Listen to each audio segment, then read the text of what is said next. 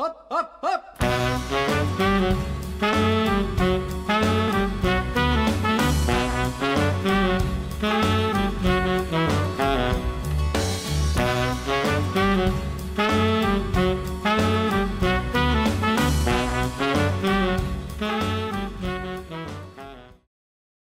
Mä oon Helena Sorvali, työskentelen Espoonlahden kirjastoissa lasten ja nuorten kanssa lähinnä pedagogisena informaatikkona.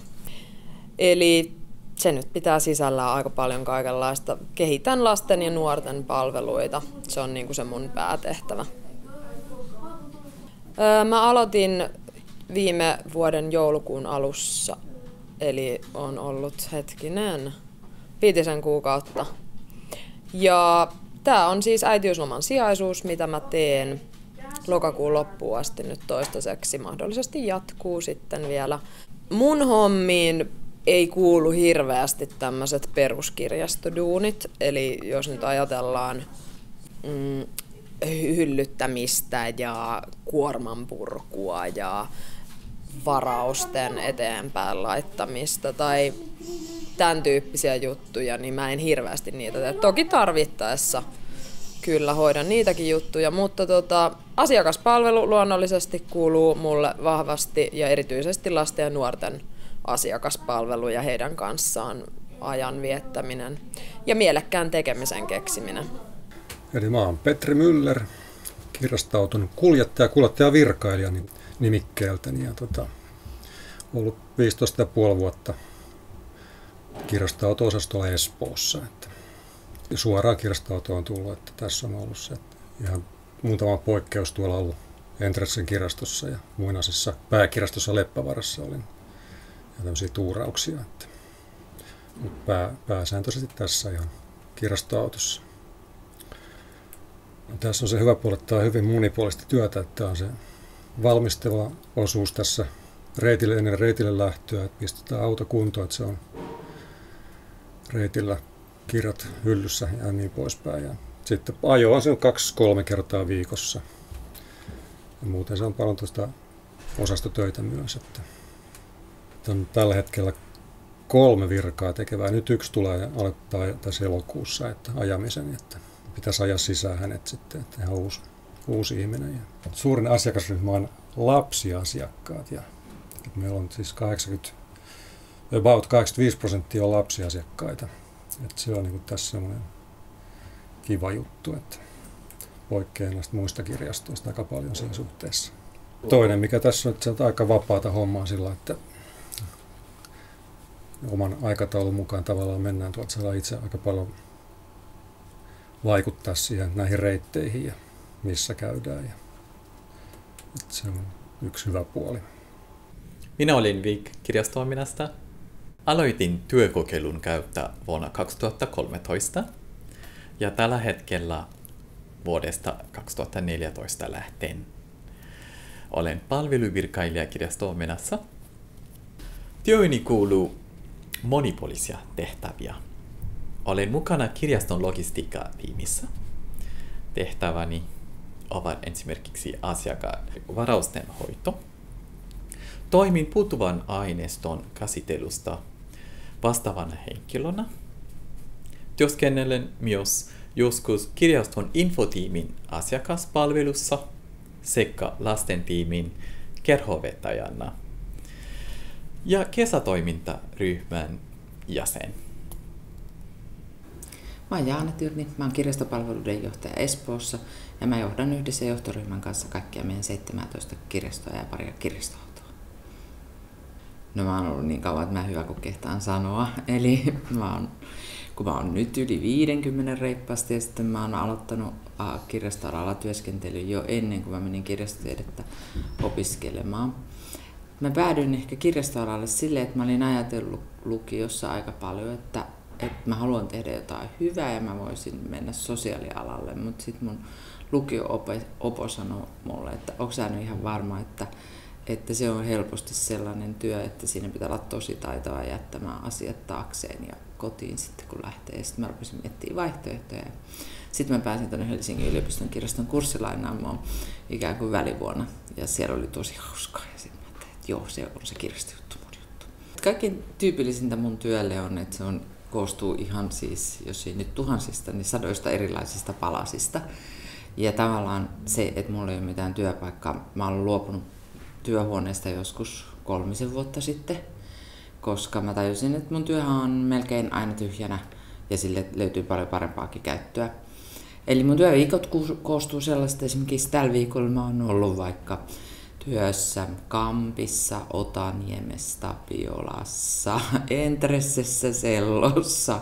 Hyvin harvoin on yhtä kokonaista päivää yhdessä paikassa. Ja sitten jos ajattelee ihan konkreettista asioista, niin mun työ on käytännössä puhumista. Eli mä teen ihmisten kanssa työtä. Se puhuminen tapahtuu monesti kokouksissa, mutta tosi paljon se tapahtuu myös 2 kesken. Tai jonkun pienen porukan kesken. Mä oon lasten ja nuorten puolesta puhuja, eli enemmän henkilökuntaa, jotka osaa toimia lasten ja nuorten kanssa. Ja siihen on jo painotettu aika paljon. Mutta lisää tarvitaan työntekijöitä. Niistä on pulaa helposti. Jos on tosi vilkas ilta, niin ei silloin pärjää pienessäkään kirjastossa yhdellä nuorisotyötä tekevällä henkilöllä. Kirjallisuus, mikä nyt tietenkin on iso osa kulttuuria, mitä täällä kirjastossa nyt erityisesti niin kuin halutaan tuoda myös lapsille ja nuorille, niin myös niin kuin muun kulttuurin tuominen. Eli se nyt sit voi olla musiikkia tai taidetta tai mitä hyvänsä. Et ehkä semmoista niin kuin luomista toivoisi kaikille ja semmoista niin kuin, inspiroitumista. Ja ehkä sit mulla nyt myös vahvasti on varmaan se semmoinen media just siinä taustalla myös. Ja koulut myös nykyään painottaa tosi paljon siihen mediakasvatukseen ja mediakriittisyyteen. Niin ne on myös semmoisia osa-alueita, mitä mä ehkä haluan painottaa. Kirjastotoimintahan varsinkin täällä Espoossa on niin kuin koko ajan kehityksen alla, että me konseptia muutetaan jatkuvasti. Meillä on tämä uusi auto, joka on niin kuin tämmöinen monitoimiauto, että siellä on paljon tapahtumia. Että hyvin joustavasti lähdetään mukaan kaikkiin tuommoisiin kyläjuhliin ja muihin, että se on niin kuin uutta. Ja sitä kehitellään koko aika. Ja tietysti tämä vanha ihan kirjastotoimintakin tässä pysyy siinä sivussa sitten. Että tulee paljon toivomuksia kyllä sitten, että sitten aika joustavia ollaan niin kuin asiakastoiveeseen. Pyritään järjestämään sitten mahdollisuuksien mukaan aina pysäkkiä, mihin toivotaan. Pidän epämuodollisista oppimisesta ja toivon, että jatkossakin on kerhoja ja aktiviteetteja, joihin asiakas voivat osallistua yhdessä kirjastohenkilökunnan kanssa. Esim. Erilaisia teemoja kulttuuriin ja taiteisiin liittyen. Tavallaan se, mitä mä kaikkein eniten toivon, että jokainen, kun työelämä tosiaan on tosi isossa murroksessa ja sen lisäksi meidän koko toimintaympäristö, tai siitähän se oikeastaan johtuu, että kun toimintaympäristö muuttuu, niin myös työelämä on tosi isossa murroksessa. Ja työelämä ei ole enää sitä, että joku opiskelee jonkun ammatin ja se tekee yhdelle työnantajalle sitä työtä, vaan se on yhä enemmän erilaista kumppanuuksien eri työnantajille työtä tekevät ihmiset tekee yhdessä tilassa. Esimerkiksi täällä meidän kirjastossa niin meillä on yhä enemmän niitä, että tänne tulee joku järjestö tai joku toinen organisaatio tekemään tänne samaan tilaan meidän kanssa työtä. Ja silloin ne työporukatkin muuttuu tosi paljon. Ja silloin sen yksittäisen ihmisen niin kuin, tavallaan vastuu siitä, että minkälainen työnkuva, mitä työtä se sitten loppujen lopuksi tekee, niin parhaassa tapauksessa se tietenkin tekee sellaista, missä se saa entistä paremmin niin kuin, omat vahvuutensa käyttöön.